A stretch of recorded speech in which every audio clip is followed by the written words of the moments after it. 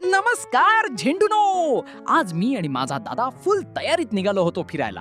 पण अरे भावा, पोटात जोरात कळ आलीये. तू जा आता, माझं काही खरं नाही. शेवटी मी एकटाच निघालो. CST ला पोहोचल्यावर मला भेटली निवेदिता. तिला लागली होती राक्षसासारखी भूक. हॉटेलमध्ये निवेदिताच्या समोर मसाला डोसा आणि मेडू वडा येतो.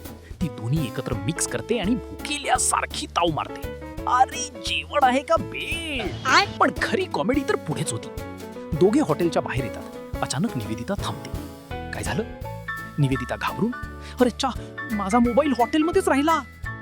बघा मंडळी, गरीब लोक हॉटेलमध्ये टीप म्हणून 10-20 रुपये ठेवतात. ही मॅडम टीप म्हणून थेट मोबाईल ठेवून आली. मागे पण असाच 20,000चा मोबाईल दान करून आली होती. पैसेवाल्या लोकांचे चोचले.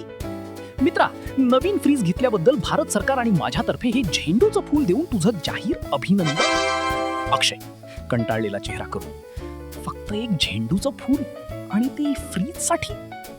त्यानंतर निवेदिताला नवीन मोल्ड्स आणि काचेच्या बॉटल्स दिसल्या आणि तिने CST ला पूर्ण मार्केट खरेदी केलं. पण पिक्चर अभि बाकी होता. दोघे वाशीला पोहोचतात. एका दुकानात तीच बॉटल दिसते. निवेदिता भाव विचारते. दुकानदार, 80 रुपये. निवेदिता, अरे CST पेक्षा इथे किती स्वस्त आहे. मला तिथे फसवले.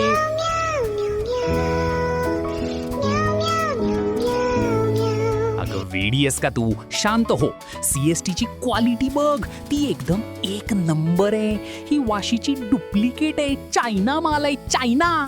निवेदिता लगेच खुश होते आणि समाधानानं मान हलवते. अशा प्रकारे खोटा दिलासा देऊन मी तिच्या मनाची शांती केली. तर झेंडूनो, असा होता आजचा आमचा डोक्याला ताप देणारा प्रवास. आता आम्ही निघालोय आपापल्या घरी. व्हिडिओ आवडला तर लाईक करा आणि स्वतःचा मोबाईल स्वतः सांभाळा.